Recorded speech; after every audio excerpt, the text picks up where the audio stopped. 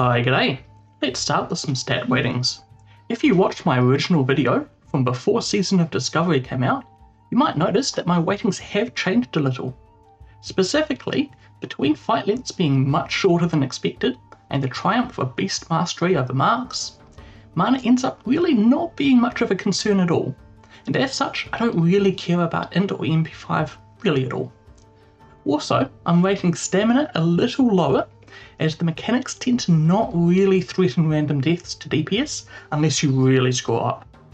Overall, the rule tends to just be that more agility is better than less agility, and nothing else matters. With that out of the way, let's dive into the Helm slot. The absolute best in slot is the Twilight Slayer's Cowl, which drops from multiple bosses in Black Fathom Deeps. There's also Artemis Cowl, which actually technically is better until you get the set bonus, but long term we're really trying to go for that Twilight Slayer 3-piece.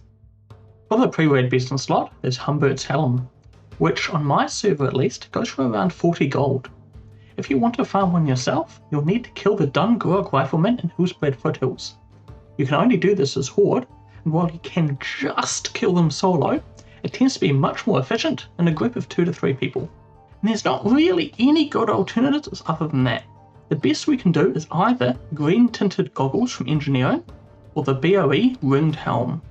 Neither is really all that useful for us though. So moving on to the Amulet slot.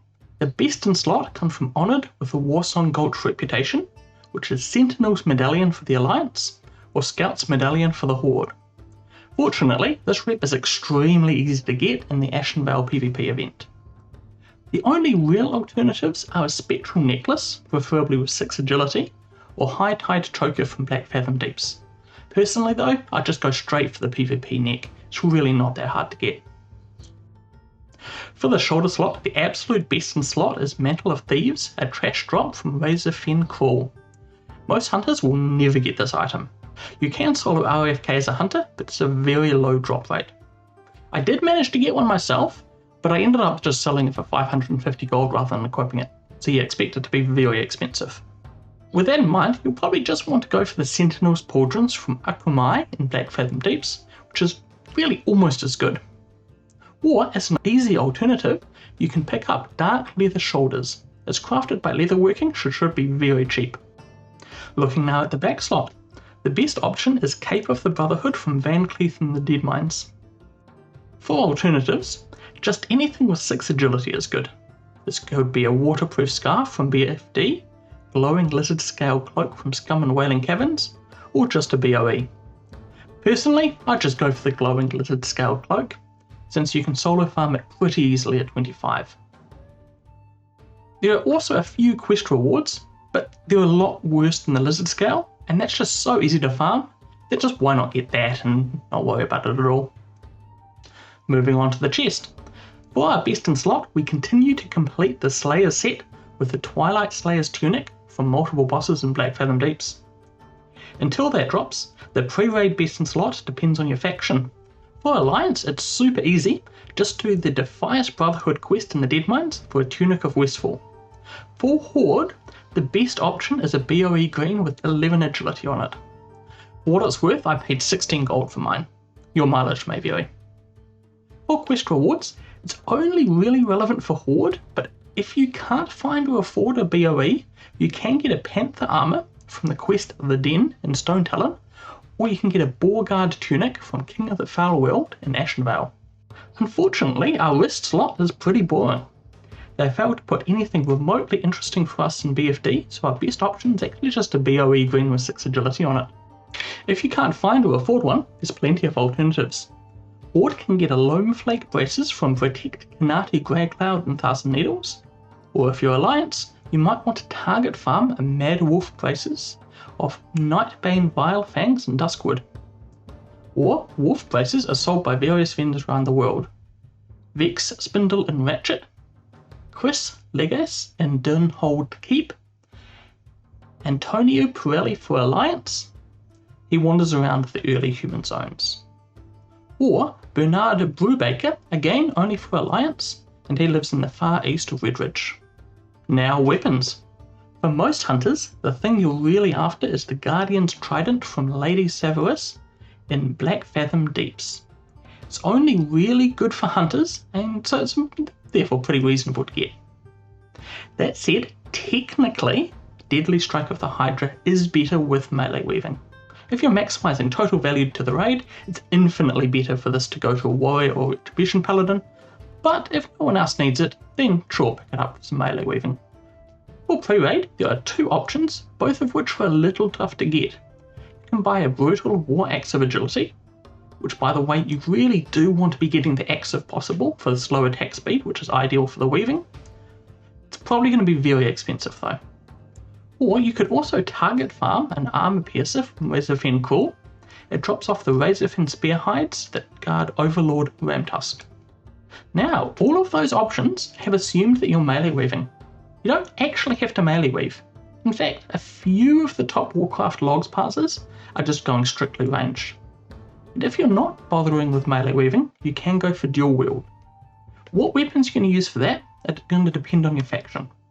For Alliance, you can get a Sentinel's Blade from Revered with a Warsong Gulch reputation, and you can get a Talon of Voltros, which drops from the rare spawn in Westfall, or more likely, you'll just want to farm Stockades for 2 Prison Shanks.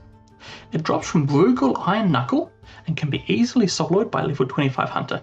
He's only sometimes up though, so just whenever you're in Stormwind you can pop in for a few resets and check with the target macro. For Horde, they can also get the PvP Dagger, or they can get 2 nice and easy quest rewards. Outlaw Saber from the Baron Aquinas quest in BFD, so you do need to do 1 BFD run for this, or at least the first boss, but it's a guaranteed. Then Wingblade comes from the quest Leaders of the Fang in Wailing Caverns. Now the most important slot, of course, is the ranged weapon. And the best option is obviously the Epic Crossbow from Akumai in BFD. It's also only really good for hunters, which is nice. For pre-raid best in slot, getting Revered with a Warsong Gulch rep gives a nice bow, but I wouldn't go out of your way for this. Only get it if you wanted to get Revered anyway. There are lots of good ranged weapons in BFD that are pretty close to as good, so within a run or two you'll have something comparable to this. What I'd do instead is just go for one of the super easy options. For Alliance, that's Raptor's End from the quest Orm's Revenge in Wetlands, or for Horde you can solo farm a Venom Strike from Lord Serpentis in Wailing Caverns. Then for Quiver, Alliance can get a Quiver of the Night Watch from the quest The Night Watch in Duskwood, where Horde have to settle for a medium quiver which is just bought from vendors. If you're using a gun, you'll need to use a small shot pouch. Technically, Alliance can get a Bandolier of the Night Watch, but really you're better off just getting the quiver from the quest, since we're hoping to get the Epic Crossbow eventually. On to gloves. The absolute best in slot is the Void Touched leather gloves from Leatherworking, although make sure you're careful of threat when using the on-use ability. You'll need at least 1 BFD run for this, as well as leatherworking. So if you're not leatherworking for some reason, or you're looking for a pre-raid option, there's a couple of pieces. The technically best is the Pilferer's gloves, if you're not going leatherworking, but for everyone else, I'd just go for the toughened leather gloves, since those will turn into the epic gloves soon enough. They're pretty cheap too, so I wouldn't worry about any other options. Let's go to the waist slot then. Horde get the better best in slot, the Deftkin belt from Janu of the Earthen Ring. Cord of Aquinas from Baron Aquinas and Black Fathom Deeps is very close though. If you're Alliance, you'll need something to wear until you get it. The best option is Windborn belt from the quest High Perch Venom, which starts in Theramore, but you can also just get a Deviated Scale belt, which is from Leatherworking and very cheap. For the pants slot, the best in slot is Troll's Bane leggings, a BOE world drop, better than anything from BFD. They go for around 150 gold on my server, so it's pretty expensive, but it's definitely possible to afford that. There's really not anything worthwhile in BFD as alternatives unfortunately, so your next best alternative would be a BOE Green of Agility, or what I went for is the Leggings of the Fang, which comes from Lord Cobran and Wailing Caverns.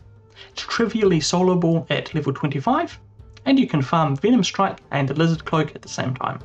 Now for boots, we want to complete our Twilight Slayer set with the Twilight Slayer's foot pads from multiple bosses in BFD. Until you get it, we're looking for an 8 agility boots. For Horde, that's going to be the Warsong boots from Warsong Supplies in Ashenvale, where Alliance will want a BOE. Ideally Feet of the Lynx, but a random BOE green of agility will work too. And it's well worth trying to get a BOE, but if you really can't afford one, you can get Ambassador's Boots from Crime and Punishment in the Stockades, or you can buy an Agile Boots from vendors, which is either Bernard Brubaker in the far east of Redridge, or the Defiant Profiteer in Moonbrook. Now for rings, Horde get the advantage here with Band of the Iron Fist from the quest Allegiance to the Old Gods in Blackfathom Deeps as the only 7 agility ring. Other than that, you'll want 6 agility rings, however you can get them. There could be a BOE like Ring of Precision, a random green BOE with plus 6 agility, or Monkey Ring from the Escort quest in Razorfen Crawl. For some alternatives that aren't quite as good but still decent, Alliance can get a Protector's Band from Warsong Gulch Honoured, or Seal of Rin from the Long Quest chain beginning with Van Cleef's Head. Horde can also get the PvP ring, but will have to settle for a Bounty Hunter ring from the quest Hezral Bloodmark in the Barrens as the other ring until filling it out with the better ones. Finally, the Trinket slot. There's only one good one, the Avenger's Void Pearl from the Black Fathom Pearl that drops off Akumai and BFD. For the other slot, probably just wear a Rune of Duty, it's better than nothing.